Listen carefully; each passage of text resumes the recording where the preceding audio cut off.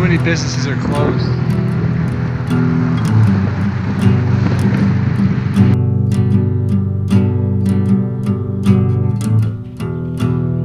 Hello fellow COVID-19 survivors. Here I am standing in the middle of a street.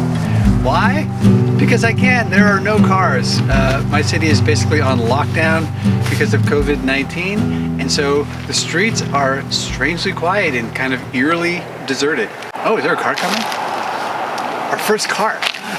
So like most of us, I'm also practicing social distancing and self-isolation. I've been at home for days and days now, but also trying to get out a little bit just to get some fresh air and some exercise. And today I thought I would go for a bike ride. And I thought I would record it because I think there's something fascinating happening right here. When the cars leave a city like this, when it's so quiet and there's nothing happening, what changes?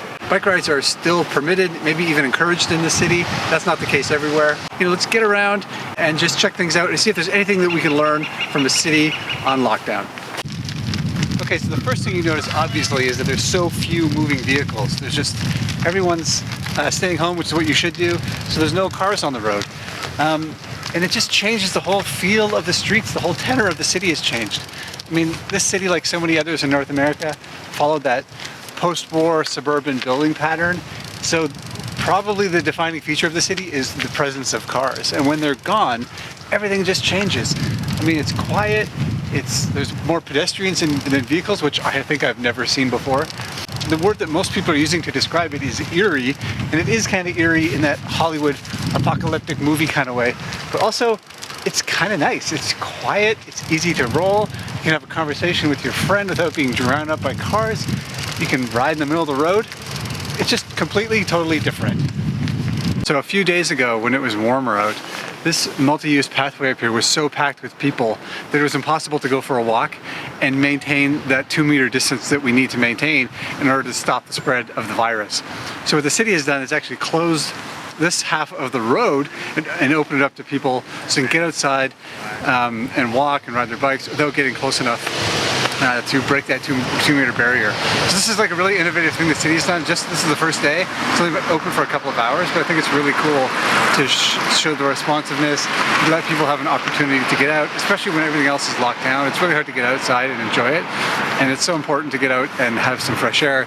This bike ride just feels really good today. I'm really happy to see the city do this, and I hope other cities are doing that kind of stuff as well. Oh, here's a sign over here. Yeah, so here's the sign. Encouraging people to stay 2 meters away from each other, and now the city has given us the space to do that. We've got this whole road here and also the pathway up there, so hopefully this lets people get out a bit, get some fresh air, get away from that cooped up cabin fever, but also stay safe. So often when you ride your bike on city streets, it feels crowded. You're getting squeezed between parked cars and the moving vehicles, and it feels like there's not enough room for everyone to use. But when you remove the cars, everything changes. I mean, look at this. This street is so wide and there's basically nobody driving on it. We've been standing here for 5 minutes and haven't seen one car pass. When you think about it, this is public space. This is taxpayer-funded space paid for by you and me, the same way that parks are. We often forget that roads are public space, but you know, of course, roads are key for transportation. I'm not suggesting that we don't have places for transportation. That would be insane. You know, maybe what I've realized is like how much space in a city is given over to roads, and we really think about them only for just one use, and that's the use for cars. Okay, something that else has come up in discussions around COVID have been this idea of density. With some cities like New York becoming hotspots, there's been some discussion about density being a problem in times of pandemic. I'm not sure this argument holds a lot of water, especially when we see dense cities in China and South Korea, like a place like Singapore, dealing with the pandemic so well. It seems like density is not the problem. The problem might be our response to the pandemic. And also, if we're talking about density, maybe it shouldn't be about that, but maybe it should be about the allocation of space that we have here too in our cities. With so much space given over to cars, maybe it's not the way we pack people together, it's the way we use the space that we do have. Okay, I also wanted to talk about parks, because parks have been so important. There's still a need to get outside, and parks around the city have been packed.